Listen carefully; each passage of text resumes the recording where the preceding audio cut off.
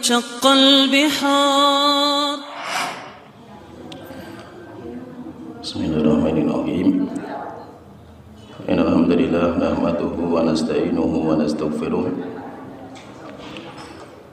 ونعوذ بالله من شرور أنفسنا ومن سيئات أعمالنا. من يهده الله فلا مضل له ومن يضلل فلا هادي له وأشهد أن لا إله إلا الله وحده لا شريك له وأشهد أن محمدا عبده ورسوله. أما بعد. Kita melanjutkan tafsir surat Al-Ma'arij. Sekarang kita masuk di ayat ke-19.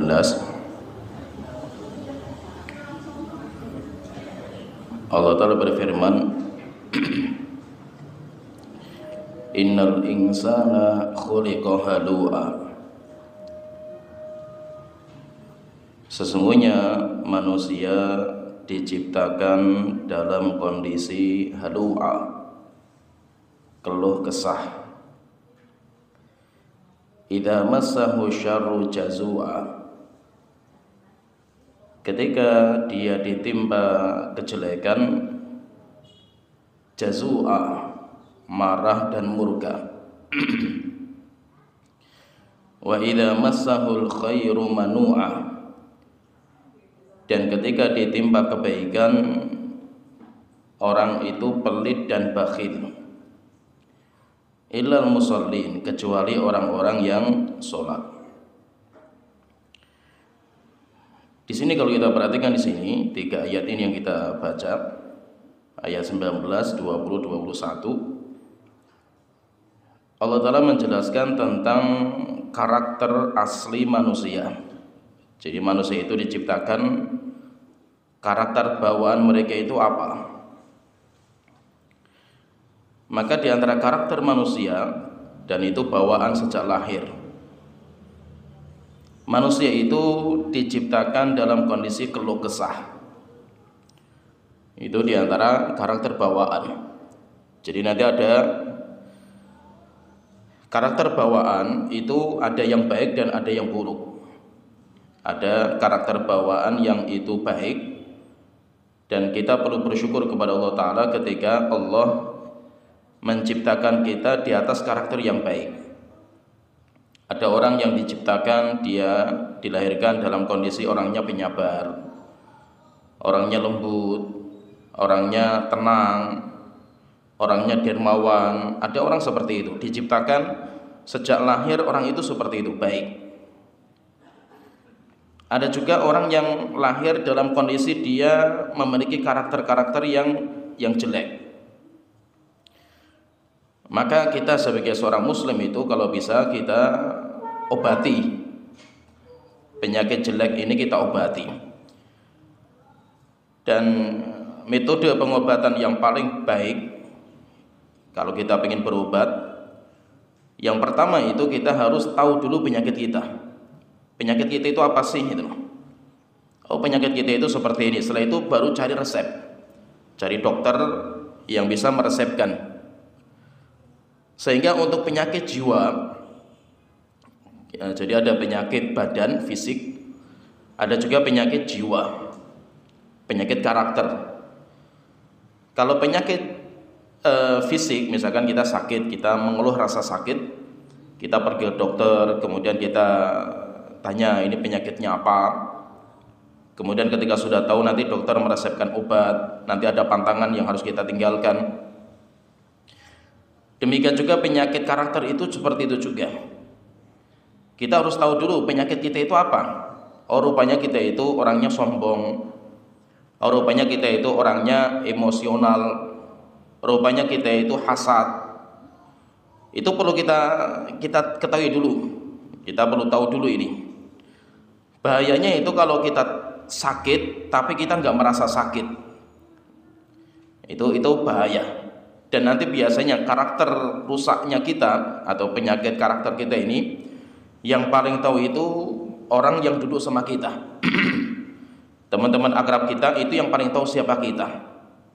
istri kita, anak kita, demikian juga sahabat-sahabat karib kita, itu mereka yang paling tahu karakter kita. Maka kalau kita itu dinasihati sama orang itu, bersyukur, kita itu perlu berterima kasih kepada orang itu karena dia telah mengabarkan akan penyakit kita. Tinggal setelah itu kita obati, kita cari dokter yang bisa mengobati. Dan dokternya siapa? Kalau penyakit karakter ini, dokternya itu ahli ilmu, seorang yang memiliki ilmu, ulama, ustadz yang bisa mengajari tentang agama Allah Ta'ala, karena dengan itu nanti akan berubah karakter orang. Jadi intinya setiap kita itu memiliki dua karakter bawaan. Ada karakter yang baik, ada juga karakter yang jelek. Ada seorang sahabat datang ke Rasulullah dan orang itu lembut sekali. Amr bin Qais namanya. Maka Rasulullah mengatakan, wahai Amr bin Qais, inna fika la khoslatain, dalam diri kamu itu ada dua karakter yang sangat bagus sekali. Allah cinta dengan dua karakter itu. Akhirnya orang ini bertanya, ya Rasulullah, apakah dua karakter itu saya yang mengusahakan, yaitu ada karena saya itu berjuang mewujudkan, atau karena Allah yang mentakdirkan, yaitu Allah yang memberikan kepada saya? Maka Rasulullah mengatakan, Allah yang memberikan kepada kamu sejak kamu lahir. Akhirnya ditanya, ya Rasulullah, dua karakter itu apa? Maka Rasulullah mengatakan, al-hilmu wal-ana. Al-hilm, rasa sayang, rasa bijak. Wal-anah, anah itu tidak tergesa-gesa, orangnya tidak kerusa-kerusu. Orangnya itu ketika mau berbuat difikir secara matang, sehingga tidak terlalu tergesa-gesa dalam berbuat. Berarti menunjukkan apa? Ada orang yang dia itu diberikan karunia oleh Allah Ta'ala karakter yang baik. Maka siapa yang punya karakter yang baik perlu bersyukur kepada Allah Ta'ala. Misalkan kita itu karakternya penyabar. Ada orang dari kecil seperti itu. Maka kalau ada orang dari kecil itu sifatnya penyabar, maka perlu bersyukur kepada Allah Ta'ala. Kenapa? Enggak usah kita itu capek-capek mewujudkan sifat penyabar, kita sudah punya. Ada orang yang karakternya dermawan, ada orang yang karakternya itu suka memaafkan, ada orang yang akhlaknya itu baik, tutur katanya lembut. Itu luar biasa. Kalau ada orang lahir dalam kondisi seperti ini, dia perlu bersyukur kepada Allah Ta'ala. Yang kedua, karakter bawaan yang kedua itu orang yang dia itu membawa karakter-karakter yang buruk. Dan semua kita punya, kita itu semua ada. Semua kita itu ada, maka tinggal kita itu berjuang untuk kita obati. Apa karakter-karakter buruk yang itu menjadi bawaan kita ini? Di antaranya itu kalau disebutkan di sini keluh kesah, sukanya ngeluh. Nah, itu karakter buruk yang harus kita obati. Kemudian di antaranya juga karakter buruk itu orang dilahirkan dalam kondisi bodoh. Bodoh itu karakter buruk kita dan harus diobati. Bodoh itu penyakit. Bodoh itu penyakit dan itu penyakit karakter bawaan. Oleh itu Allah Ta'ala berfirman, wallahu akhrajakum min butuni ummahatikum la ta'lamuna syai'a. Allah mengeluarkan kalian dari perut ibu kalian dalam kondisi kalian bodoh, nggak tahu apa-apa. Jadi bodoh itu harus kita obati. Maka Allah menginstal dalam diri kita itu alat untuk mengobati kebodohan. Faja'ala lakumus sam'a wal absara wal af'idata la'allakum tashkurun. Allah menciptakan dalam diri kalian pendengaran, penglihatan dan akal supaya kalian bersyukur. Rupanya kita belajar itu dengan tiga alat ini, dengan pendengaran, penglihatan dan akal. Atau kalau dalam bahasa psikologinya itu nanti ada auditory, ada visual, kemudian ada kinestetik. Itu cara belajar itu orang seperti itu. Itu seperti yang disebutkan sama Allah Ta'ala. Jadi karakter bodoh itu karakter bawaan. Semua kita bodoh, maka harus kita obati dengan cara apa? Belajar. Termasuk karakter bawaan yang jelek itu dan semua kita punya, yaitu penyakit hasad. Penyakit hasad itu semua kita ada. Semua kita itu ada.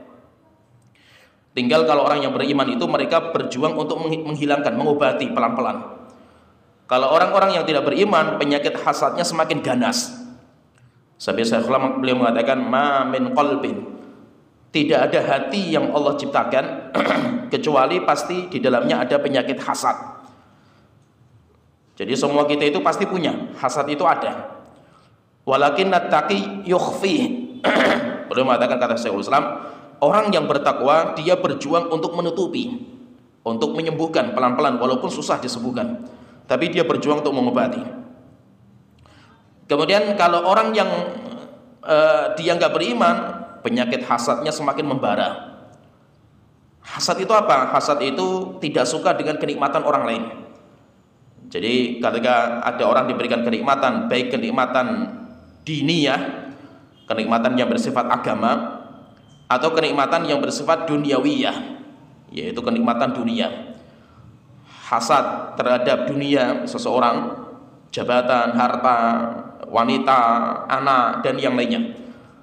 Demikian juga hasad terhadap kenikmatan agama, seperti orang itu bisa hafal Quran, kemudian yang tidak hafal hasad, bisa bangun masjid, bisa bikin pondok pesantren, jamaahnya banyak, menjadi seorang ustadz misalkan. Itu biasa, penyakit hasad itu ada pada kenikmatan dunia, ada juga pada kenikmatan akhirat. Dan semua kita ada, semua kita ada. Tinggal bagaimana kita itu bisa mengobati hati kita. Kemudian diantara penyakit hasad yang penyakit karakter bawaan yang rusak juga, yang harus kita obati juga itu. Jadi tadi saya sebutkan beberapa karakter bawaan yang itu jelek, harus kita obati. Yaitu kita diantara penyakit bawaan, karakter jelek bawaan kita ini, kita itu punya mindset tolak ukur kemuliaan seseorang itu dunia. Sehingga siapa yang diberikan dunia sama Allah Ta'ala, kenikmatan dunia, berarti dia itu mulia di hadapan Allah Ta'ala.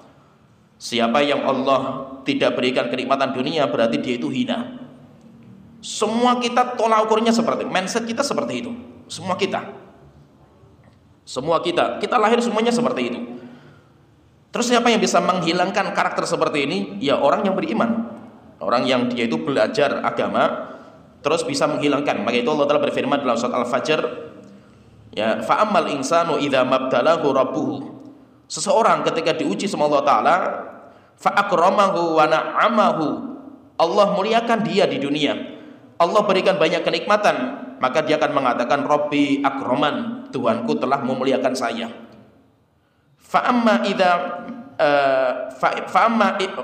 idza mabtalahu faqaddaru alaihi rizqah. Ketika orang itu diuji dengan disempitkan rezekinya, maka dia akan mengatakan Rabbi ahanan, Tuhanku telah menghinakan saya. Kan semua kita pandangannya seperti, tolak ukur kita, kacamata kita semuanya seperti itu nilai orang. Tolak ukur kita dunia semua. Maka Allah telah bantah mindset seperti ini. Kalla, sekali-kali tidak. Ini tolak ukur yang keliru. Dan itu mindset, itu semua kita seperti itu.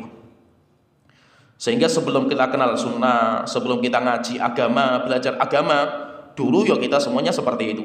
Tolak ukur kemuliaan itu dunia.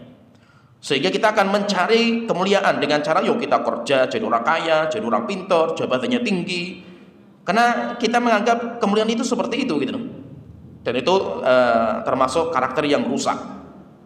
Harus kita hilangkan. Karakter-karakter seperti ini harus kita hilangkan. Kemudian di antara karakter juga, berarti karakter yang berapa ini? Termasuk karakter yang berapa? Yang kelima, Pak. Jadi karakter yang pertama tadi apa? Bodoh. Ya, yang pertama keluh kesah, seperti yang disebutkan dalam ayat ini. Kemudian yang kedua, bodoh. Karakter manusia itu bodoh. Kemudian karakter yang ketiga, hasad. Semua orang itu ada. Kemudian yang keempat, tolak ukur kemuliaan itu pada dunia. Semua kita seperti itu. Kita menilai orang itu ya seperti itu. Dan itu semua karakter rusak semua. Kemudian karakter rusak yang kelima, dan itu harus kita obati. Semua ini harus kita obati. Harus kita obati nih semua ini. Yaitu kita itu suka pujian. Semua kita itu suka pujian. Kita nggak suka dengan celaan. Dan itu karakter rusak juga. Akhirnya ketika kita itu suka pujian, maka terkadang kita beribadah capek-capek tujuannya untuk dipuji. Dan itu karakter kita. Dan kita kalau dicaci maki sama orang itu mangkel dan jengkel kita ini. Dan itu harus kita obati. Kita harus kita obati. Terus bagaimana kalau bisa itu? Kalau bisa itu jadikan cacian dan pujian itu sama. Itu batasan minimal lah, kalau kita bisa seperti itu bagus. jadikan cacian dan pujian itu sama di mata kita. Yang lebih bagus lagi, jadikan cacian lebih bagus daripada pujian. Itu lebih top lagi. Tetapi nggak mudah kita sampai di karakter seperti itu, tidak mudah. Kemudian karakter yang 6, yang terakhir saja lah, ini kan banyak sekali nanti karakter manusia, itu semuanya harus kita obati. Karakter yang ke-6, manusia itu karakternya tergesa-gesa. Pengennya apa? Pengennya cepat. Sehingga kalau dia ditawari dua kenikmatan dunia yang sudah kelihatan dengan mata, bisa dia rasakan sekarang, dengan kenikmatan akhirat yang itu masih janji mungkin diwujudkan ribuan tahun yang lalu, yang akan datang lah itu. Nah, itu kita lebih suka yang cepat daripada yang nanti. Karakter manusia itu tergesa-gesa. Nah itu ketika dalam masalah kenikmatan itu ada pepatah Arab mengatakan baitutul yaum khairun min dajajatil ghad. Ada pepatah Arab yang mengatakan, dan itu ya itu pepatah kita juga.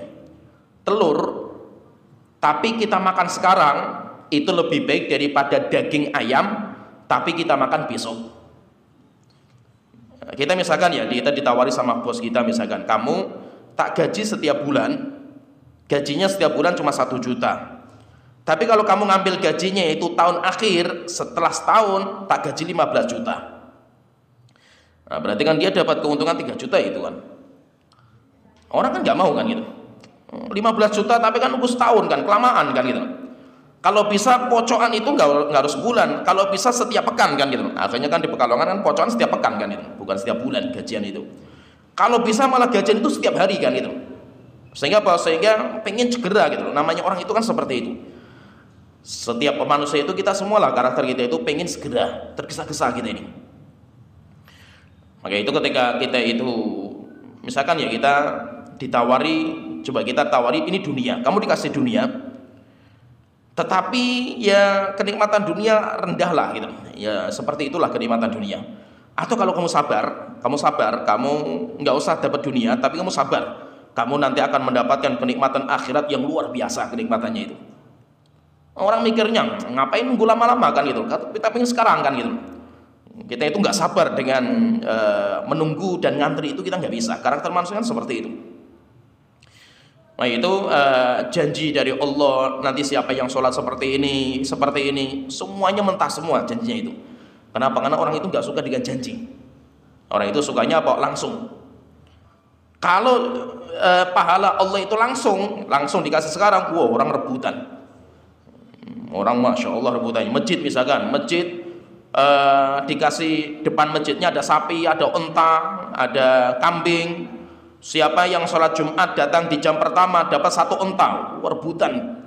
Karena kenikmatan bisa kelihatan gitu. Masa itu segera kan gitu.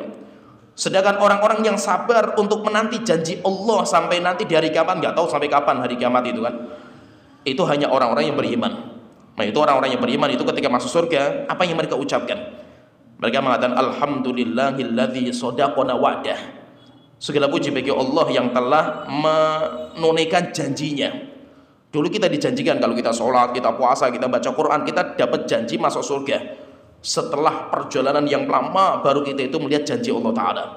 Tapi kan itu keimanan kita yang mengokohkan kita sabar dengan itu. Nah, berarti ini ada karakter-karakter yang harus kita rubah ya. Semua kita ada.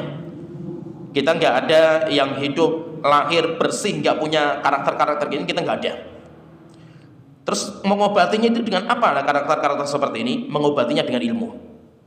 Obatnya cuma satu, obatnya cuma ilmu. Dokternya siapa? Dokternya hanya orang yang berilmu, nggak ada cara yang lain. Kalau kita ingin mengobati misalkan sifat keluh kesah, bagaimana cara mengobatinya? Yuk kita belajar tentang agama kita. Belajarnya sama siapa? Dokternya ya ustadz yang punya ilmu. Nggak ada tempat lain untuk mengobati penyakit ini, nggak ada. Ya, tidak ada. Seperti penyakit hasad. Penyakit hasad ini obatnya apa? Obatnya ya ilmu agama. Setelah kita tahu tentang bahayanya hasad, kemudian hasad itu yakulul hasanat, akan makan kebaikan kalian, kama takulun narul hatab, sebagaimana api memakan kayu bakar. Akhirnya kita tahu, ngeri sekali rupanya hasad kan itu. Rupanya ini penyakit bahaya itu. Akhirnya apa? ketika kita tahu rusaknya penyakit ini, kita itu berjuang sedikit-sedikit untuk mengobati pelan-pelan, sampai akhirnya kita berhasil. Dan itu penyakit bawaan seperti ini itu susah, nggak mudah kita obati. Maka perlu kita dinamakan, kalau para ulama itu namanya riyadhah, olahraga jiwa, mengolahragakan jiwa, bukan mengolahragakan fisik. Contohnya gini ya, misalkan ya orang karakter tadi yang saya sebutkan, di antara karakter itu kita suka dipuji, kita benci dengan cacian. Coba ya misalkan kalau ada orang mencaci maki kita, orang memfitnah kita, orang ghibai kita, kita berjuang untuk memaafkan. Memaafkan, bahkan bukan hanya di situ, memaafkan, kemudian kita doakan kebaikan. Awal kali itu ibaratnya gini, kayak kita itu kalau ingin mengobati penyakit kayak gini, kita itu kayak orang olahraga modelnya itu. Olahraga itu maksudnya apa? Misalkan kita mau lari sprint misalkan ya, perlu pemanasan lama gitu, latihan dulu kan itu. Kita mau lari misalkan berapa kilo, misalkan sprint, misalkan lari maraton misalkan, kan kita perlu olahraga. Kita mau main bola misalkan, kan kita perlu pemanasan lama, latihan lama kan itu, sampai akhirnya kita bisa. Awal kali kita olahraga misalkan langsung lari sprint, itu 3 hari rasa tulang itu kayak patah semua, itu rasanya itu 3 hari itu rasanya pegel semua, sakit semua badan kita itu awal kali kita olahraga. Tapi lama-lama mulai biasa, lari mulai biasa, mulai tenang. Nanti setelah itu apa? Kita lari kenceng itu mulai biasa. Dan itu butuh waktu. Itu butuh waktu. Nah, coba kita belajar misalkan gini, kita pengen menghilangkan penyakit karakter kita itu, yaitu apa? Karakter yang suka dipuji, benci dengan cacian. Coba kita pengen hilangkan itu. Dengan cara apa? Cacian dan pujian itu di mata kita sama. Maka kita latihannya dengan apa? Ada orang yang qadarullah mencaci maki kita ini. Qadarullah ya, memfitnah kita, mencaci maki kita. Ada orang yang pokoknya membuat kita marah lah. Coba kita bangun sholat malam, kita doakan orang itu. Rasanya itu berat sekali itu. Kalau bisa kita doakan, wahai Tuhanku, hancurkan dia 7 keturunan, wahai Tuhan, kalau bisa hancur sehancur-hancurnya lah gitu. Ya, kita pengennya kayak gitu kan kita kalau lagi emosi kan itu. Tapi coba misalkan kita latihan untuk memaafkan, wahai Tuhanku, saudara saya yang bernama ini telah menzalimi saya, dan tolong maafkan dia, wahai Tuhanku. Rasanya hati itu kayak mau meledak gitu. Sehingga antara yang kita omongkan dengan isi hati itu beda sekali. Kita berusaha untuk ngomong seperti itu, isi hati itu bergejolak. Tapi itu perlu latihan gitu loh, perlu latihan. Lama-lama itu nanti kita biasa menikmati kita itu. Sehingga nanti kalau sudah terbiasa itu, antara orang yang memuji dengan orang yang mencaci itu sama. Bahkan kita senang orang yang mencaci maki kita itu. Alhamdulillah masih ada orang yang mencaci maki kita, berarti masih ada yang peduli dengan kita kan, alhamdulillah kan gitu. Itu lama, tapi prosesnya lama, itu nggak mudah. Itu tidak mudah. Orang seperti ini itu perlu belajar lama. Contohnya menghilangkan sifat hasad ya. Hasad itu kan kita semuanya punya. Kenapa kok kita itu punya hasad? Karena kita itu pengen jadi nomor 1. Kalau bisa itu saya yang punya nikmat, kok kenapa dia? Kenapa nggak saya kan gitu. Jadi kita itu karakternya kita kan seperti itu kan gitu. Sehingga ketika Allah memberikan kenikmatan kepada si A, kok kita nggak dikasih, jengkel kita ini. Kenapa kok nggak saya kan gitu. Akhirnya apa? Akhirnya kita berjuang untuk menghasut, menghasad, berjuang untuk menghilangkan nikmat itu. Supaya apa? Supaya pindah ke diri kita itu. Dan itu karakter kita kan seperti itu. Coba kita itu ya, misalkan kalau ada orang punya kenikmatan, baik kenikmatan itu berupa kenikmatan agama atau kenikmatan dunia, kita itu bersyukur, alhamdulillah saya punya teman yang dikasih oleh Allah kenikmatan. Alhamdulillah lah, walaupun saya nggak dapat, tapi saya punya teman seperti itu, saya bersyukur kepada Allah Ta'ala kan itu. Nah, coba kita latihan seperti itu. Kita itu latihan seperti itu, dan itu nggak mudah. Berat sekali loh, Masya Allah, beratnya luar biasa. Nanti kalau para pecinta dunia, hasad mereka dalam dunia. Orang yang mengejar jabatan ya, antara si A dan sama si B, saingan jabatan. Pasti dia nanti akan gontok-gontokan dalam masalah jabatan, hasad dan masalah jabatan. Sampai terkadang kalaupun kalah, dukun bertindak nanti itu. Ya, pokoknya urusan ke masalah cinta misalkan, cinta ditolak, dukun bertindak, yaitu sampai main dukun loh, bayangan, untuk menghancurkan orang. Itu kan nggak main-main kan itu. Kalau pecinta agama, yaitu nanti hasadnya dalam dunia agama. Dia tidak hasad dalam masalah dunia sama sekali, tapi dia hasadnya dalam masalah agama, dan itu ngeri. Ngeri, maka itu kalau kata para ulama, hasad agama loh ini. Itu da'ul ulama, penyakitnya para ulama. Ulama saja jatuh, banyak yang jatuh para ulama itu. Banyak yang jatuh. Jatuhnya kenapa? Ketika misalkan ulama A dia punya jamaah lebih banyak daripada si B. Nah, di situ mulai hasad, dan hasadnya ngeri. Penyakitnya ulama ini bahaya. Belum tentu mereka selamat. Belum tentu mereka itu selamat. Oleh itu ada seorang ulama besar alul hadis namanya Imam Az-Zuhli. Imam Zuhli itu gurunya Imam Bukhari dan Muslim. Ketika melihat Imam Bukhari masih muda. Imam Bukhari kan meninggal dunia masih muda beliau itu, masih 40-an tahun, 45 tahun beliau. Masih muda meninggal dunia. Imam Bukhari yang masih muda, jamaahnya banyak. Kecerdasannya luar biasa Imam Bukhari ini, diakui. Akhirnya Imam Az-Zuhli, gurunya sendiri, bayangkan itu. Gurunya sendiri saja itu hasad. Akhirnya Imam Bukhari dituduh sebagai orang yang akidahnya menyimpang. Coba, siapa yang menuduh itu? Gurunya sendiri. Dan apakah sampai di sini hasadnya? Enggak sampai di sini. Hasad itu ngeri. Hasad itu mengerikan. Tidak sampai di situ. Imam Bukhari sampai diusir dari negara itu. Sampai akhir Imam Bukhari pindah ke negeri yang lain. Dia nulis surat kepada pemimpin negeri yang itu. Disuruh mengusir Imam Bukhari. Akhirnya Imam Bukhari diusir. Sampai akhirnya kan Imam Bukhari balik kampung. Sampai Imam Bukhari itu bayangkan ya, beliau kalau ngisi kajian, yang datang ribuan yang datang itu. Bubar semua, nggak ada satupun yang masih belajar sama Imam Bukhari, habis semua. Kenapa? Siapa yang ngaji sama Imam Bukhari ditahdir sama Imam Az-Zuhli. Imam Az-Zuhli lebih tua, lebih senior. Mereka apa? Mengerikan. Hasad itu nggak main-main. Kenapa? Semua kita punya. Masa itu kita itu semua punya. Tinggal kita itu bagaimana kita itu mengobati penyakit itu. Dan itu nggak mudah. Itu tidak mudah. Maka itu kalau kita itu pengen mengobati itu, coba kita itu perlu bersyukur kalau kita itu punya teman yang punya kenikmatan yang saya nggak punya gitu. Misalkan ya kita punya teman, alhamdulillah mobilnya lebih bagus. Alhamdulillah saya punya teman yang mobilnya bagus. Minimal kan saya dapat tumpangan kan gitu. Walaupun saya nggak punya mobil nggak apa-apa. Yang penting kan alhamdulillah saya punya teman. Saya nggak benci, tapi saya alhamdulillah lah saya bisa dapat tumpangan. Saya punya teman yang dia rumahnya lebih bagus, alhamdulillah. Teman saya lebih nikmat. Mudah-mudahan teman saya dengan rumah yang bagus ini bisa bersyukur kepada Allah Ta'ala. Kita itu senang, perlu senang lah gitu. Gambarannya seperti apa? Seperti kita itu sholat. Kita sholat ya, ada orang sebelah kita jejeri kita gitu. Misalkan kita lagi sholat jamaah gitu. Tiba-tiba datang orang sebelah kita itu, alhamdulillah kok saya itu dirangkul, saya itu ada teman gitu.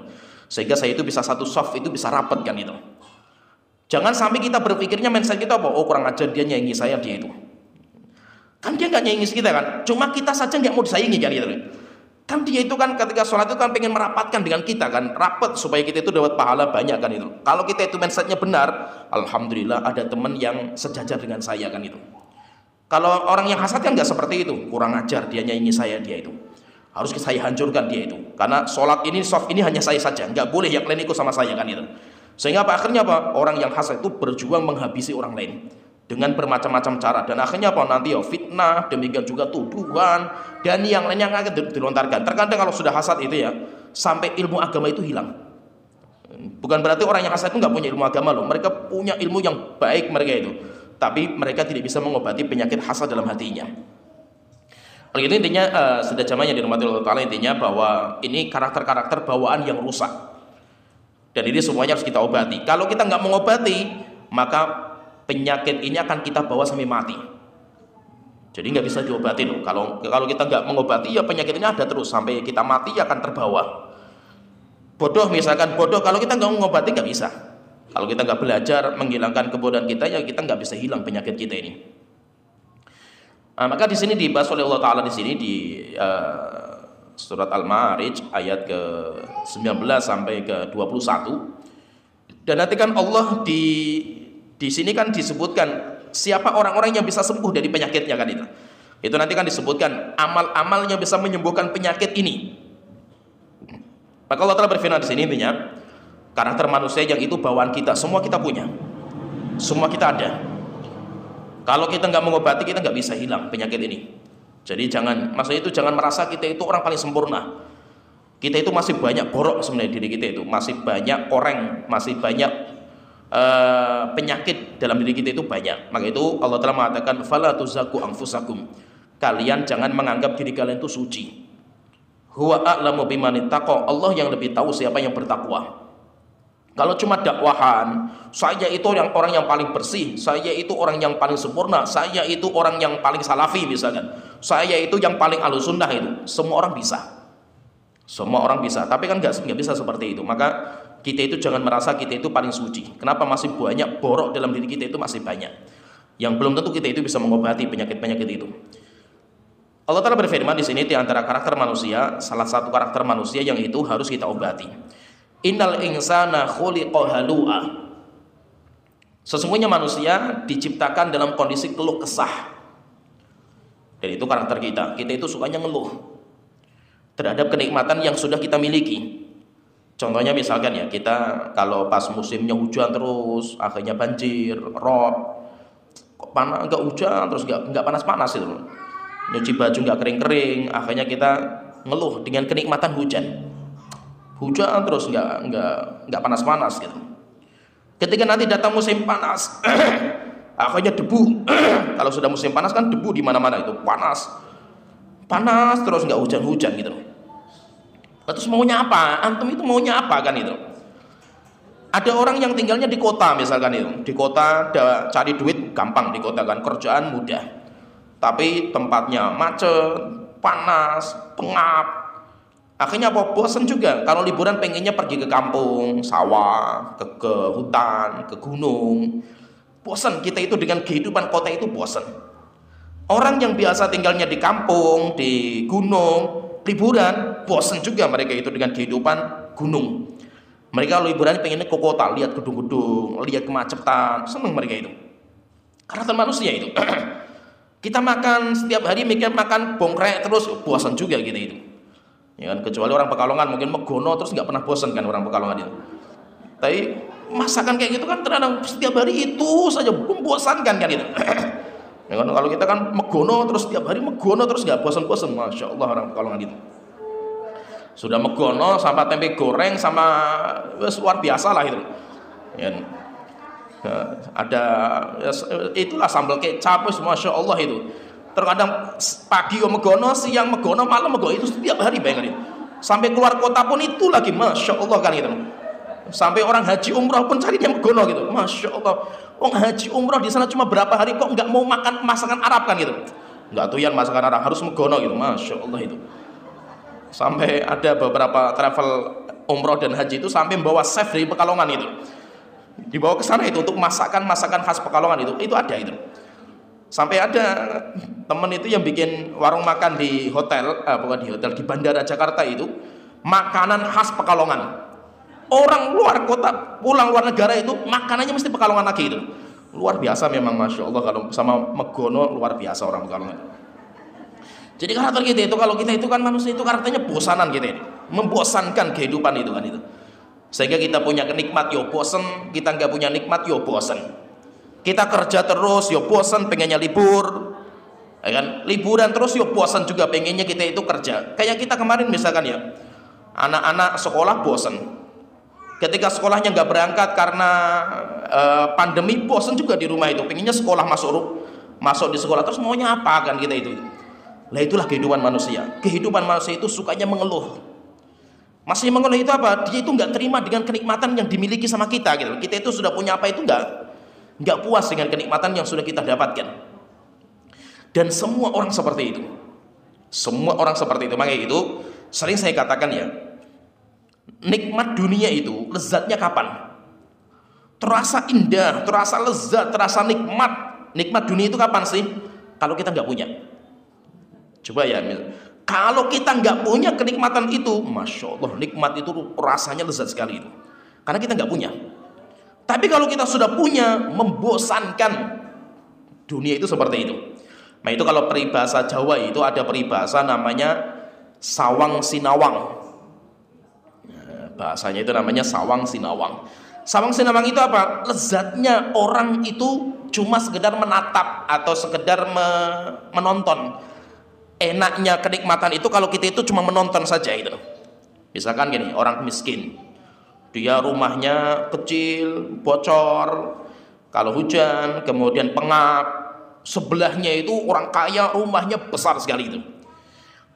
Orang yang miskin, dia pandangannya kalau saya punya rumah besar itu nikmat saya itu. wes, tempatnya luas, kemudian ini wes nikmat lah itu. Karena kita belum tahu, kita belum punya itu. Kita berjuang untuk menjadi orang kaya sampai akhirnya kita harus utang sana utang sini sampai akhirnya kita bisa bikin rumah.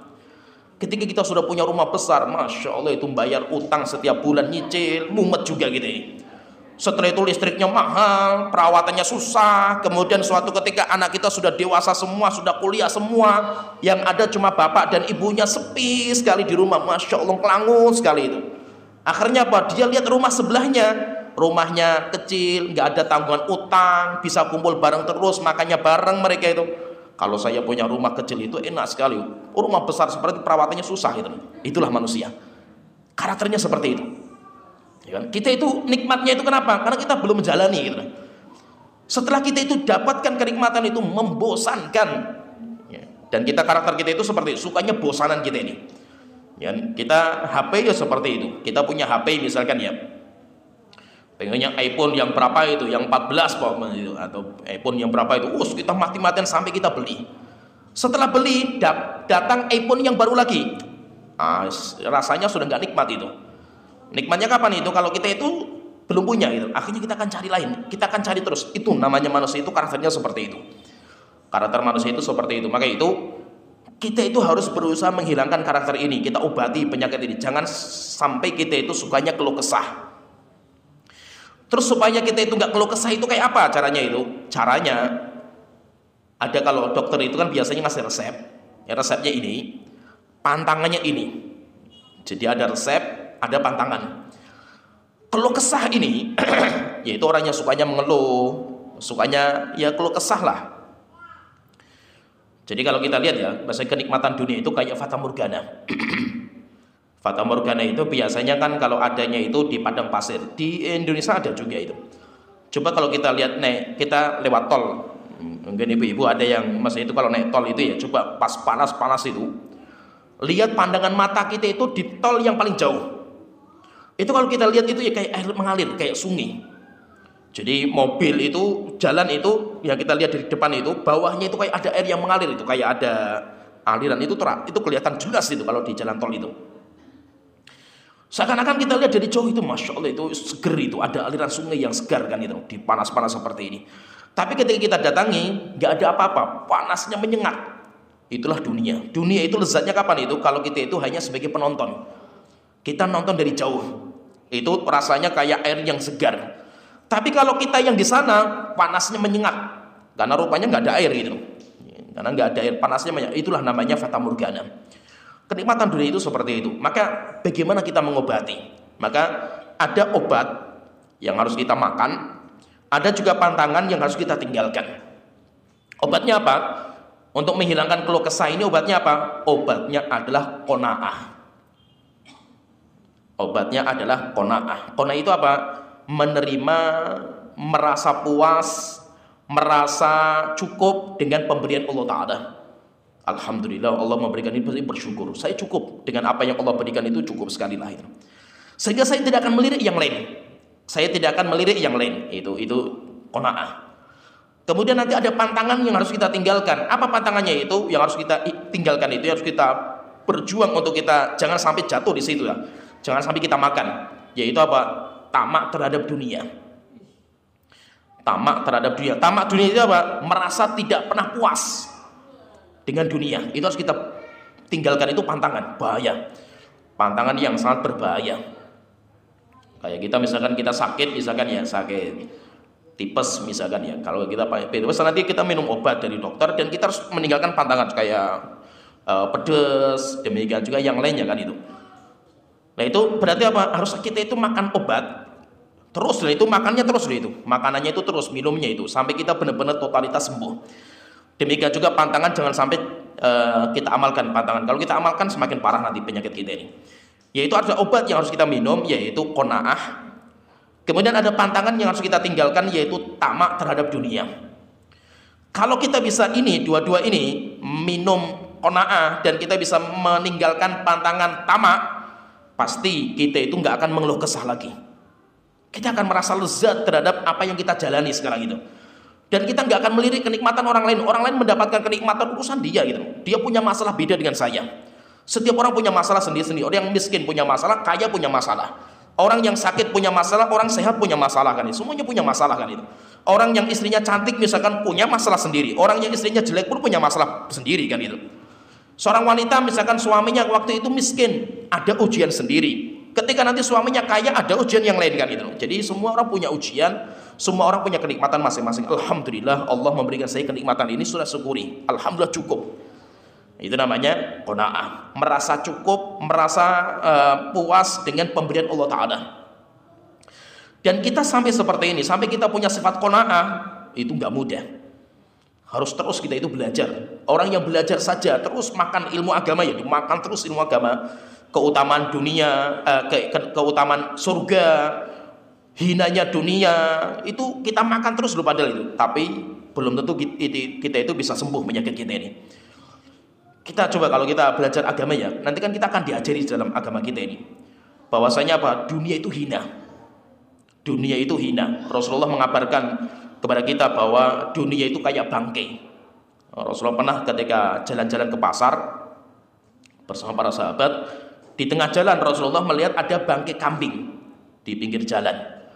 Maka Rasulullah datangi bangkai itu, kemudian Rasulullah mengatakan, siapa yang mau membeli kambing ini dengan 1 dinar? Kata dia, Rasulullah, ini kambing sudah mati, ngapain dibeli itu? Maka Rasulullah mengatakan, siapa yang pengen mengambil kambing ini secara gratis? Maka para sahabat mengatakan, ya Rasulullah, ini kambing kalau hidup saja kita nggak mau karena cacat telinganya. Apalagi kambing itu sudah mati ya Rasulullah, ngapain kita ambil kan itu? Wong hidupnya saja kita nggak mau kan itu. Maka Rasulullah mengatakan, la dunia ahwanu Allah min hadhihi alaikum. Dunia lebih hina di hadapan Allah daripada bangkai ini di mata kalian. Akhirnya kan kita dari belajar agama kita terus dibersihkan hati kita itu. Dunia itu murah, bangkai istilahnya dunia itu. Akhirnya apa? Setelah itu kita itu alhamdulillah kita itu punya sifat qanaah. Nah, supaya kita bisa sifat qanaah kita itu muncul, ya kita belajar agama. Ada juga nanti doa yang harus kita baca. Siapa yang Allah berikan sifat qanaah itu luar biasa. Wa qanna'ahu bima a'tahu. Rasulullah mengatakan siapa yang Allah berikan qanaah dalam hatinya, dia itu orang yang paling Allah cintai. Terus bagaimana supaya kita itu qanaah? Ada doa yang harus kita baca. Kalau bisa kita itu sering baca doa ini. Apalagi ibu-ibu. Yang laki-laki saja sebenarnya berdoa, apalagi perempuan. Karena perempuan itu ujian terbesar itu harta. Ya nggak tahu kalau ibu-ibu di sini nggak tahu itu. Perempuan itu kalau lihat duit, masya Allah matanya luar biasa. Suami itu kalah itu. Suami itu kalah itu. Laki-laki itu kalah. Nikmatnya duit itu lebih top daripada laki-laki. Beda sama laki-laki. Laki-laki nggak seperti itu. Fitnahnya laki-laki beda. Laki-laki itu melihat perempuan itu luar biasa. Duit nggak terlalu kalau laki-laki itu. Ya. Jadi kalau laki-laki lihat perempuan seperti itu, ya kayak perempuan lihat duit. Gitu. Gambarannya persis, persis lah perempuan itu seperti itu. Jadi nggak mudah. Apalagi ibu-ibu itu ya berat lah masa itu. Nah itu ketika seorang wanita itu harus sering berdoa ini, yaitu minta supaya kita itu dicukupkan dengan sesuatu yang halal yang Allah berikan kepada kita. Yaitu doanya itu apa itu doanya? Allahumma kfini bihalalika an haramik wa aghnini bifadlika amman siwaka. Nah, itu doa terus seperti itu.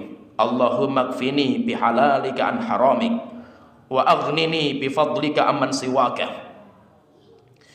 Allahumma kfini, Tuhanku cukupkan aku. Cukupkan aku.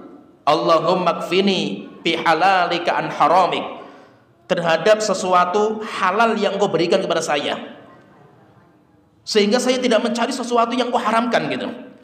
Yaitu alhamdulillah selama ini halal, alhamdulillah cukuplah itu. Sehingga saya nggak tergoda dengan sesuatu yang haram. Kenapa? Karena saya sudah dicukupi dengan sesuatu yang halal. Allahumma kfini bihalalika an haramik wa aghnini bifadlika amman siwaka. Dan kayakan aku wahai Tuhanku dengan karunia Engkau, sehingga saya tidak membutuhkan yang lain selain Engkau wahai Tuhanku. Sehingga apa? Saya tidak butuh dukun, saya tidak butuh persugihan, saya tidak butuh yang lain. Yang saya butuhkan hanya Allah Ta'ala. Ini kalau bisa sering dibaca. Ini sering dibaca. Jadi kalau ya semua kita harus membaca seperti. Tapi kalau ini, kalau bisa itu ibu-ibu lebih sering berdoa seperti ini. Kalau laki-laki nanti Ada doa yaitu kalau bisa ya semua kita harus berdoa, tapi laki-laki harus sering lagi, yaitu doa supaya kemaluan mereka itu dijaga sama Allah Ta'ala. Yaitu doanya seperti Rasulullah ketika didatangi sama seorang pemuda yang pengen berzina. Ada seorang pemuda datang ke Rasulullah, kemudian dia mengatakan, ya Rasulullah, idzan li bizina. Ya Rasulullah, tolong izinkan saya untuk berzina ya Rasulullah. Akhirnya para sahabat kan marah. Maka Rasulullah mengatakan, udah nggak usah dimarahi anak muda ini. Akhirnya dipanggil anak muda, nak sini. Sampai duduknya itu dekat sama Rasulullah, sampai nempel lututnya Rasulullah dengan lututnya anak muda ini. Maka Rasulullah diajak diskusi. Nah, kamu punya ibu enggak? Ada ya Rasulullah. Bagaimana kalau ibu kamu berzina? Kamu suka enggak? Enggak ya Rasulullah. Kamu punya saudari enggak? Ada ya Rasulullah. Bagaimana kalau saudari kamu berzina? Kamu mau enggak? Enggak ya Rasulullah. Terus sampai akhirnya selesai, Rasulullah itu pegang dadanya orang ini, anak muda itu, setelah itu didoakan. Ini semua kita harus berdoa-doa seperti ini, tapi laki-laki harus lebih kuat doanya, karena fitnahnya laki-laki di sini. Enggak tahu apa doanya? Doanya Allahumma gfir dzambahu wa tahhir qalbahu wa hassin farjahu. Yaitu Rasulullah mendoakan doanya itu 3. Allahumma gfir dzambahu, Tuhanku tolong ampuni dosa anak ini. Ini kalau kita mendoakan orang lain. Allahumma gfir dzambahu, Tuhanku tolong bersihkan dosanya anak ini. Wa tahhir qalbahu, sucikan hatinya. Yaitu dari keinginan-keinginan untuk meluapkan syahwat selain sesuatu yang dihalalkan. Wa hassin farjahu, dan jaga kemaluan anak ini. Kata anak muda ini mengatakan apa setelah itu? Kata dia, demi Allah, setelah saya didoakan sama Rasulullah, minat keinginan untuk berzina sudah gak ada, hilang semua. Kalau kita berdoa untuk diri kita, ya Allahumma gfir dzambi wa tahhir qalbi wa hassin farji. Allahumma gfir dzambi wa tahhir qalbi wa hassin farji. Itu semua kita harus berdoa sama. Cuma fitnahnya laki-laki lebih dominan ke sini daripada fitnahnya perempuan. Perempuan lebih seringnya ke harta. Kalau itu ya coba nanti kalau sudah nikah ya fahami ya. Kalau sudah menikah, ibu-ibu yang sudah menikah itu fahami. Nanti mindset ketika sudah menikah itu beda, antara laki-laki dan perempuan itu beda. Perempuan itu lihatnya duit, sehingga yang sering dikeluhkan itu duit kan gitu. Ketika duitnya untuk perempuan sudah dipuaskan sama si suami, istri itu sudah puas dengan itu gitu. Suami nggak seperti itu. Suami itu nggak pikir duit mereka itu, yang mereka pikir itu syahwat. Kalau istri tidak memenuhi syahwatnya, dia akan cari yang lain. Maka itu apa? Terkadang laki-laki itu selingkuh itu kan ada masalah di ranjangnya itu ada gitu. Kenapa? Karena terkadang perempuan itu ya ketika kerjaannya sudah lancar, usahanya, bisnisnya top, dia itu kalau sudah lihat duit sudah nggak mood lagi berhubungan intim itu terkadang itu. Sehingga apa? Sudah capek istilahnya, capek kerja kan gitu. Ya kan? Akhirnya kan terkadang seperti itu. Lah suami nggak seperti itu. Nah itu fahami. Itu semuanya punya hak dan kewajiban masing-masing lah, harus kita tunaikan gitu.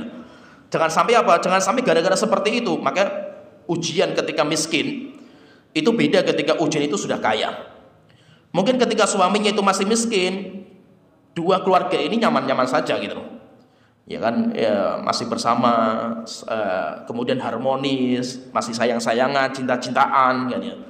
Tapi ketika sudah kaya raya, beda lagi nanti. Sudah sibuk, jarang ketemu, kemudian yang lainnya itu sudah beda lagi nanti ujian. Ujiannya nanti suami itu akan diuji dengan adanya wanita lain. Nah, itu kan banyak seperti itu kan, banyak. Ketika dulu masih miskin, suami istri masih akur, masih sayang-sayangan. Ketika bisnisnya suami sudah besar, dia nanti akan digoda dengan wanita yang lain. Siapa yang akan menggoda itu? Yang paling banyak menggoda itu karyawannya. Yang sering kan seperti karyawannya nanti itu yang akan menggoda itu. Kenapa? Tetap namanya laki-laki itu ya, misalkan ya, dia melihat ada wanita yang lain yang ya namanya perempuan lah, masa itu ini fahami ya. Maka itu kenapa kok wanita itu kalau di hadapan suaminya harus maksimal dalam berdandan. Jadi kalau bisa itu dandan itu jangan di luar gitu. Ketika di luar rumah pakai minyak wangi, pakai make up, luar biasa. Kalau di rumah semrawut, gileran, baunya apek gitu. Nah itu harus kita rubah sekarang. Sekarang perempuan itu kalau sudah menikah itu dandan untuk suaminya harus lebih maksimal. Kenapa? Kenapa itu? Karena karakter bosan itu ada gitu loh. Paham ya? Karakter keluh kesah itu ada. Kayak kita itu punya motor itu saja bosan juga kan itu. Kita punya motor yang lain kan gitu. Ya kan? Namanya karakter itu seperti itu. Maka supaya tidak melirik wanita yang lain, maka perempuan itu harus maksimal di hadapan suaminya. Nah kalau pengen maksimal, ya berarti minta uang tambahan untuk make up. Nah, itu jadi harus minta, jadi harus ada uang make up itu ada gitu. Ke salon, kemudian dan yang lainnya itu harus. Kenapa? Karena akan datang wanita-wanita yang lebih daripada istri itu gitu. Itu akan datang itu anak-anak wanita-wanita yang lebih muda, yang lebih dandanannya lebih top dan yang lainnya. Akhirnya apa? Laki-laki itu akan tergoda gitu. Nah itu kenapa kok dalam masalah hubungan seperti ini itu dalam agama kita itu dijaga sekali. Itu nggak main-main loh dalam masalah ini. Maka sampai Rasul itu kalau membahas masalah ini itu, masalah seperti ini sampai detail Rasulullah itu, sampai masalah-masalah yang istilahnya kayak tabu itu dibahas sama Rasulullah. Seperti Rasulullah misalkan ya mengatakan orang yang safar pulang, di antara adab orang yang safar, suami misalkan safar sampai berhari-hari, maka adabnya itu kalau pulang jangan pulang di malam hari. Nanti tidak dibolehkan sama Rasulullah, jangan pulang di malam hari. Rasulullah kalau suatu ketika pulangnya di malam hari, Rasulullah berhenti. Sebelum masuk kota Madinah berhenti istirahat dulu. Nanti pagi hari itu baru pulang. Alasannya kenapa itu? Coba kita lihat ya. Kalau kita lihat alasannya Rasulullah itu, supaya istrinya itu bersiap-siap. Dengan cara apa? Mencukur bulu kemaluan dan menyiapkan badannya. Sampai seperti itu. Rasulullah itu alasannya sampai mencukur bulu kemaluan itu. Kenapa seperti itu? Karena masalah ranjang itu sangat penting. Kalau ada seorang suami dia itu selingkuh lah, atau yang itu mesti ada masalah di ranjang itu, mesti ada masalah. Mesti ada masalah di situ itu. Jadi itu perlu kita perhatikan. Kenapa? Karena karakter manusia itu bosan, membosankan. Hidup mereka itu membosankan. Oleh karena itu ketika kita itu hidupnya membosankan, kenikmatan itu semuanya membosankan, maka kita itu harus punya sifat qanaah, merasa cukup dengan pemberian Allah Ta'ala. Tetapi untuk hidup qanaah itu nggak mudah, tidak mudah, karena kita harus melawan arus. Ibaratnya kita itu kayak melawan banjir bah, di mana kita itu sendirian, mungkin kita itu sendirian, di mana semua orang tamak terhadap dunia kan itu. Tapi kita itu bisa tenang, kita itu bisa sabar, dan itu luar biasa beratnya. Mungkin kalau kita hidupnya di zaman Rasulullah, mungkin kita bisa lah itu, karena banyak orang-orang soleh di sana itu. Tapi kalau zaman kita itu orang yang soleh saja bisa jatuh gitu. Banyak sekarang para ustadz saja berjatuhan kan itu, apalagi orang-orang awam. Dan belum tentu. Jadi perlu kita pahami juga ya, semakin tinggi nanti tingkat iman mereka itu, ujiannya semakin berat. Ujiannya semakin berat. Maka itu kita itu jangan terlalu, maksudnya itu fanatik atau terlalu berlebihan cinta kita kepada seseorang, hatta kepada ustadz kita. Hatta kepada ustadz kita. Ustadz kita itu selama dia masih hidup belum tentu selamat dia itu. Banyak orang-orang yang dia itu fanatik buta kepada ustadznya, akhirnya terakhir menyesal. Kenapa menyesal? Rupanya hancur juga ustadznya itu, karena selama dia itu masih hidup belum tentu bisa selamat. Nah itu kata Abdullah bin Mas'ud, beliau mengatakan man kana minkum mustandan, siapa yang pengen mengambil suri toladan, falyastanna biman qad mata, ambil suri toladan itu orang-orang yang sudah mati. Kenapa? Fa innal hayya la tu'man alaihil fitnah, orang yang masih hidup itu nggak akan selamat dari fitnah. Maka itu ngeri. Kalau kita itu belum jadi ustadz, fahami ya, belum jadi ustadz, kita itu merasa ustadz itu paling selamat lah dari fitnah itu. Nanti kalau kita jadi ustadz, fitnahnya ustadz itu luar biasa, nggak mudah. Apalagi kalau ustadznya sudah terkenal, itu berat sekali fitnahnya, banyak berjatuhan. Banyak berjatuhan. Kenapa? Karena sudah jadi ustadz itu terbuka semua, dunia itu terbuka semua gitu. Sehingga kita untuk selamat dari situ tuh nggak main-main, berat sekali. Terus bagaimana caranya itu? Ya caranya qanaah itu yang perlu kita tanamkan itu, qanaah, dan kita nggak tamak, tapi itu nggak mudah. Jadi semua kita terpapar semua fitnah. Jadi halu'a, yaitu sifat kita itu keluh kesah itu semuanya ada. Tinggal kita itu kalau bisa kita obati pelan-pelan lah penyakit hati kita ini. Innal insana khuliqa halu'a, sesungguhnya manusia diciptakan oleh Allah dalam kondisi keluh kesah. Berarti menunjukkan apa? Itu karakter bawaan, karena Allah menciptakan mereka dalam kondisi seperti itu. Semua kita lah berarti itu. Nggak ada di antara kita yang nggak suka mengeluh. Semua kita itu orangnya sukanya mengeluh. Ada orang itu yang maka ini juga pelajaran juga. Ada orang itu yang kelihatan di pengajian kalau ada masalah saja. Saya itu sampai perhatikan beberapa orang ya, jamaah itu. Kalau lihat mukanya orang ini mesti ini nanti ngeluh setelah ini itu. Mesti itu. Rupanya benar itu. Dia itu datang pengajian kalau pas ada masalah saja itu. Ada masalah datang gitu. Nanti kalau masalahnya sudah selesai hilang itu, orangnya itu nggak ada lagi gitu. Ada, saya perhatikan beberapa orang seperti itu gitu. Dan ada, memang ada seperti itu, ada. Ya itu ada. Saya itu sampai pernah tak marahi orang itu. Jadi ketika datang pengajian mesti ngeluhnya masalah duit, itu masalah pekerjaan, ini itu. Sampai minjem sama saya lah itu. Tapi saya dari awal masa itu sudah saya ikhlaskan lah, karena saya ya biasanya orang minjem selama dia itu ikhwan kita itu, apalagi nggak terlalu banyak lah, itu biasanya sudah saya ikhlaskan. Kenapa? Dan saya sudah bilang, terus kamu kalau bisa kembalikan, kalau enggak usah. Yang penting apa? Kamu tetap ngaji. Tapi enggak, setelah itu saya kasih uang, yaitu minjem saya kasih uang, hilang setelah itu, enggak ada lagi itu kajian itu. Nanti tiba-tiba muncul lagi orang ini. Aduh, ini lagi orang ini, masya Allah ini. Mesti setelah ini minjem lagi nanti setelah ini kan itu. Sampai subhanallah saya itu ya orang-orang seperti ini tuh, dan itu enggak satu orang, dua orang, banyak itu. Sampai saya itu pernah waktu itu kan saya tinggal di pondok kan itu. Sampai saya dikejar di pondok itu. Orang yang dulu awal kali saya bikin pondok, jadi ada orang ini cerita ya. Orang bikin pondok awal kali dia itu ngeluh ke saya, nggak punya kerjaan. Oke, wes antum tak taruh di pondok, antum jadi tukang bersih-bersih. Ya kita gajilah itu. Nggak mau, akhirnya pergi ke Jakarta. Tapi biaya ke Jakarta nggak ada, akhirnya minjem. Tapi udah nggak usah minjem, tak kasih saja lah. Antum butuh berapa? Antum untuk makan kamu, keluarga kamu tak kasih lah itu. Saya bisa ngasih seperti ini. Subhanallah, 10 tahun nggak pernah ketemu itu. Tiba-tiba saya dicari lagi, ke pondok lagi ketemu sama saya itu. Masya Allah ini, ketemu mukanya ini lagi gitu loh. Bener lagi itu, ngutang lagi itu. Tapi afan enggak.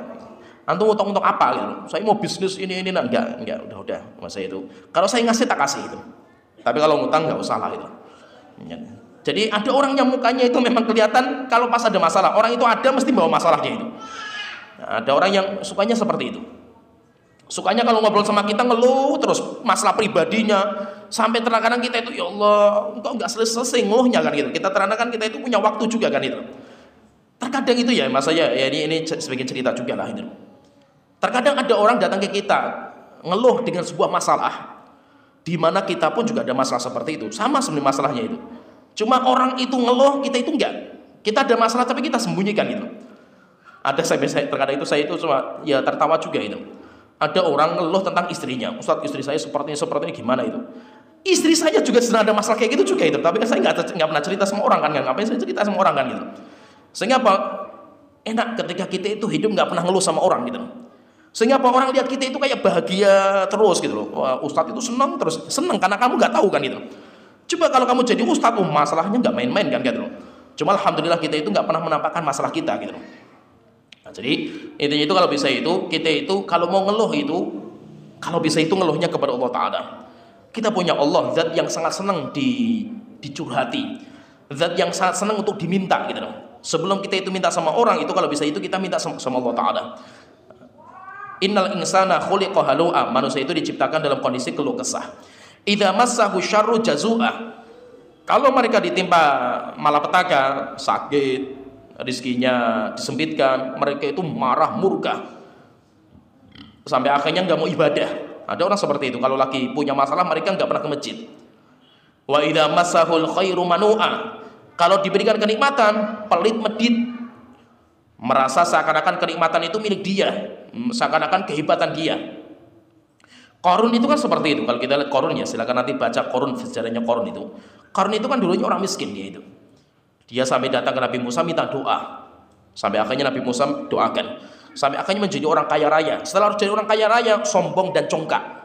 Nah, itulah manusia. Karakternya seperti itu. Coba kita lihat diri kita ya. Kita berdoa sama Allah ketika kita kaya dengan ketika kita miskin itu beda enggak? Kalau kita kaya, ngapain kita berdoa? Kita sudah punya kan gitu. Berdoa cuma ya ngisi waktu saja lah gitu. Rabbana atina fid dunya hasanah. Kayak kita nggak butuh kan itu. Tapi kalau kita lagi miskin, doa sampai nangis kita di hadapan Allah Taala. Coba ketika kita itu sehat dengan kita sakit, doanya sama nggak gitu? Kalau kita sakit, doanya sampai sepertiga malam kita bangun sampai nangis kita di hadapan Allah Taala. Ketika kita kaya, doanya cuma sekedar ya rutinitas lah gitu. Nggak ada maknanya, itu sudah nggak ada gitu. Kalau kita lagi punya masalah, kita itu datang kepada Allah Ta'ala. Tapi kalau kita nggak punya masalah, lupa dengan Allah Ta'ala. Dan banyak orang seperti itu. Maka itu kita itu perlu merubah karakter-karakter seperti ini, kita lupa. Kalau bisa ya, pas kita kaya, doanya lebih serius daripada kita itu miskin. Kenapa? Karena ujian kekayaan jarang yang sukses. Jarang yang sukses. Ujian kemiskinan itu banyak berhasil lah gitu. Kita bisa sabar. Kalau pas kita akhirnya sehat, kita lebih banyak berdoa daripada kita itu sedang sakit kalau bisa itu. Berarti kan harus kita rubah karakter kita. Orang yang bisa merubah karakter seperti siapa? Maka Allah Ta'ala mengatakan illal musallin, kecuali orang-orang yang rajin sholat. Nanti akan disebutkan lah sifat-sifat. Nanti insya Allah kita bahas di pertemuan berikutnya. Ini sifat-sifat yang nanti mereka itu akan diberikan pahala surga. Ulaika fi jannatin mukramun. Terakhirnya nanti Allah Ta'ala mengatakan mereka ini nanti akan mendapatkan surga, dan mereka nanti akan dimuliakan di surga. Kenapa? Karena mereka bisa menghilangkan karakter halua ini, keluh kesah. Rupanya bahwa untuk menghilangkan keluh kesah ini prosesnya panjang, dan amal-amal yang perlu diamalkan itu banyak sekali di sini itu. Maka kan Allah menyebutkan karakter manusia itu keluh kesah, kecuali ini berarti orang yang bisa selamat dari penyakit keluh kesah. Illal musallin alladzina hum ala sholatihim daimun. Terus sebutkan nanti amal-amal, sifat-sifat orang-orang yang bisa keluar dari keluh kesah. Dan rupanya apa? Amalnya berat-berat semua. Amalnya itu nggak mudah semua itu. Sampai akhirnya orang itu bisa sembuh karakternya. Dan itu butuh proses yang lama. Ya mungkin sampai di sini. Nanti insya Allah pertemuan berikutnya kita sebutkan siapa saja ya, atau amal-amal apa yang menyebabkan orang itu bisa keluar dari sifat karakter keluh kesahnya. Nanti akan disebutkan banyak sekali, dan itu kita bahas di pertemuan berikutnya. Ya sampai sini pembahasan kita. Wa akhiru da'wana alhamdulillahi rabbil alamin. Muhammad wa ala alihi washabihi ajmain.